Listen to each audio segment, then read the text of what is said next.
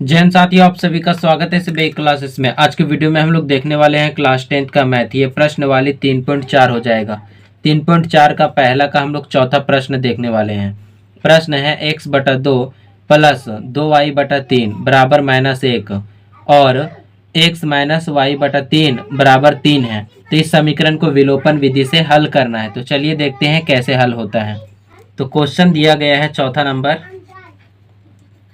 x/2 है और plus में 2y/3 है बराबर -1 है। और दूसरा समीकरण है x माइनस y/3 और बराबर में 3 दिया हुआ है। तो सबसे पहले इसे सरल कर लेना है, उसके बाद इसको समीकरण मानेंगे। तो ये दोनों का एलसीएम निकालना है। कितना हो जाएगा? 6 हो जाएगा एलसीएम। 2 को 3 मरते पढ़ेंगे यानी ऊपर में x से 3 को गुना करना है, प्लस 3 को 2 मरते पढ़ेंगे तो 6 आएगा यानी ऊपर में 2 से गुना होगा, 2 दूना 4y बराबर में -1। ये -1 के नीचे कुछ नहीं तो 1 है। ये पूरा जो है 1 से गुना होगा क्योंकि बराबर के ये सेट जो भी रहता है बटा में और बराबर का ये सेट जो भी रहता है बटा में। तो इधर वाला जो भी ऊपर में संख्या होगा वो नीचे वाला से गुना होता है और इधर वाला जो भी नीचे में संख्या होता है वो उधर वाला के ऊपर वाला से गुना होता है। तो -3x 1 से गुना होगा तो ये +3x और प्लस 1 गुना होगा तो +3x ही रहेगा, प्लस 4x और 1 गुना होगा तो 4y ही रह जाएगा, मतलब 4y है। तो ये 6 और -1 गुना होगा तो -6 हो जाएगा। अब इसको समीकरण 1 मान लेना है। यहाँ पे भी क्या करना है, x के नीचे कुछ नहीं तो 1 देना है और 3 और 1 का एलसीएम निकाल देना है। 1 को 3 मरते पढ़ेंगे यानी ऊपर वाला जो संख्या है x है उसमें 3 से गुना करना है, माइनस 3 को 1 मरते पढ़ेंगे तो 3 आ जाएगा यानी y को 1 ही मरते पढ़ना है, 1 ही से गुना करना है। 3 के नीचे कुछ नहीं तो 1 दे सकते हैं।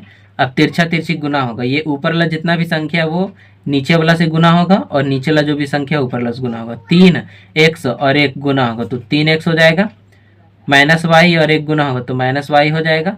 फिर ये 3 इधर 3 में गुना होगा तो 9 हो जाएगा। इसको समीकरण 2 मान लेना है।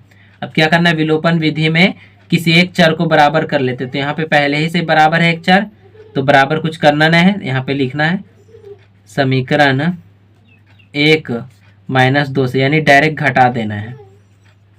तो यहाँ पे जो भी समीकरण 1 है उसको लिख देना है और समीकरण जो भी 2 है उसको लिख देना है। अब क्या करना है, घटा रहे हैं तो समीकरण 1 में जो भी प्लस में रहेगा उसको माइनस करना है, जो माइनस में रहेगा उसको प्लस करना है, जो प्लस में रहेगा उसको माइनस करना है। ये दोनों कट जाएगा।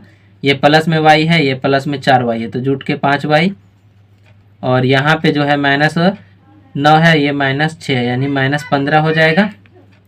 y बराबर हो जाएगा -15/5, 3 मरते में कट जाएगा, -3 आ जाएगा, y बराबर -3। y का मान -3 आ गया है। तो ये जो y का मान -3 आया है इसको समीकरण 1 में बैठा देना। तो यहाँ पे लिखेंगे समीकरण 1 में y का मान रखने पर, तो समीकरण 1 क्या है, 3x + 4y बराबर में -6 है। यह है समीकरण 1। तो 3x तो ऐसा ही रहेगा। ये y का मान कितना आया, -3 आया तो -3 बैठाना है और ये -6। ये दोनों गुना होगा 4 और 3 तो -12 हो जाएगा, 4 × 12। अब ये -12 को बराबर के वो साइड भेज देना है, -6 पहले से, अब 12 इधर आएगा तो प्लस में हो जाएगा। अब ये दोनों घटेगा तो प्लस में 6 हो जाएगा।